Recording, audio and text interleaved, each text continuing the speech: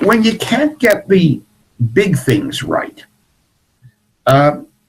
you end up not being able to get other things right. Trudeau I think is a flake, but he's a great admirer of dictators, as was his father. Yeah. He admires Castro. He visited him very, very recently, just a couple of weeks before his death. Justin Trudeau has visited Castro numerous times with his father, Pierre Trudeau.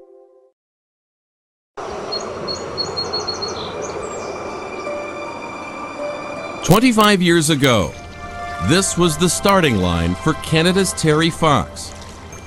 The shallows of the Atlantic at St. John's, Newfoundland.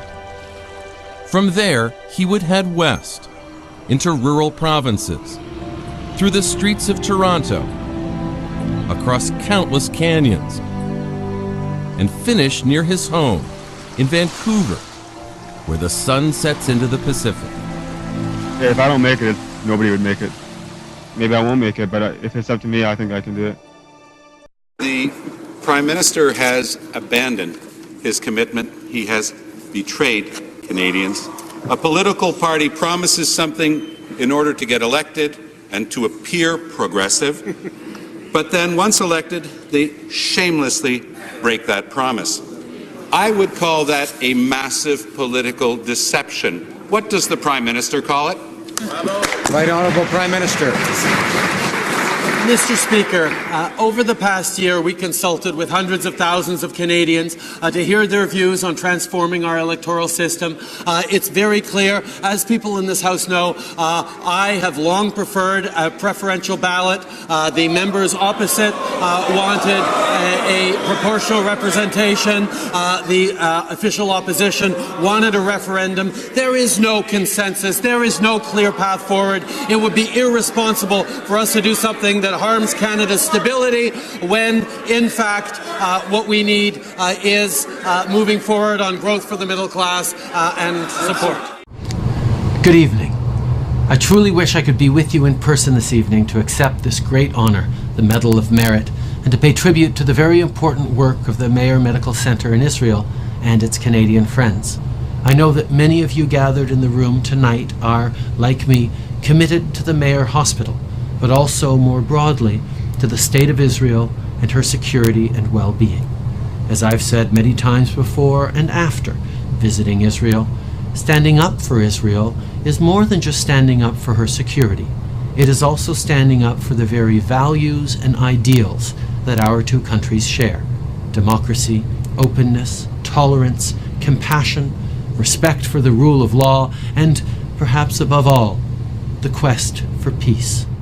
I absolutely never used any House or parliamentary resources in any speaking engagements in any of my professional work, and I have been consistent in my openness to disclosing whatever people have asked of me, and I will continue to. In downtown Vancouver, hundreds of pipeline protesters rally, all angry about the approval of Kinder Morgan's Trans Mountain Pipeline expansion. Prime Minister Trudeau betrayed British Columbia. He promised through the election that he would make Kinder Morgan go back to the starting line, to press the restart button, put them through a whole new process, and today he had a sneak attack and he approved this pipeline. The project is expected to expand an existing 1,150-kilometer pipeline between the Edmonton area and Burnaby. It would increase capacity of the system from 300,000 barrels a day to 890,000 barrels every day. I am profoundly disappointed in the federal government's approval of the Kinder Morgan pipeline. This is a huge step backwards for Canada's economy and environment and for climate change. I personally am prepared to go to jail to stop Kinder Morgan, and I'm not the only one. I think I'll be sharing a cell with the Mayor of Vancouver, the Mayor of Victoria, the Mayor of Burnaby, First Nations leaders. Prime Minister Trudeau claims the project will help thousands in Alberta and provide $4.5 billion in federal and provincial government revenue. Regardless, protesters say they'll continue to fight the pipeline expansion. it still puts the Fraser River at risk. So I think that's the next battle for many First Nations that live along the Fraser River, upstream and downstream, and we fully support Tsleil-Waututh, Squamish, and all the Coast Salish First Nations and all the other First Nations fighting Kinder Morgan. So we'll be there for them because they were there for us. Undoubtedly, more protests can be expected in the months ahead. Catherine Urquhart, Global News.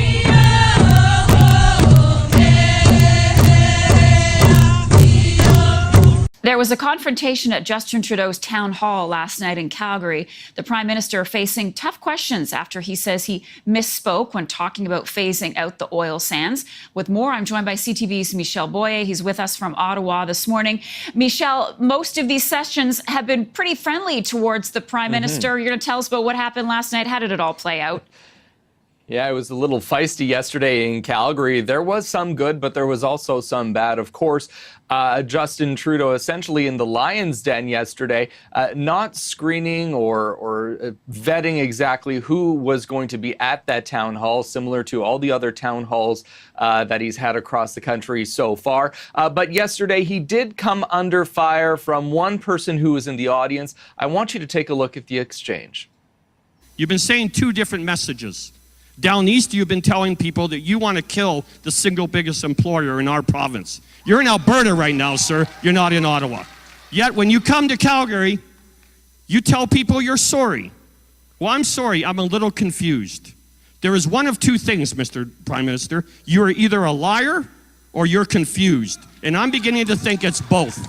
I have said repeatedly in many situations, okay, you can... If you're going to ask me a question, you might want to hear the answer. I have repeatedly said that, yes, the responsibility of any Canadian Prime Minister is to get our resources to market. And yes, that includes our oil sands, fossil fuels. We need to get those to market. I've also said that we need to do that in a responsible, sustainable way. That you cannot separate what's good for the environment and what's good for the economy.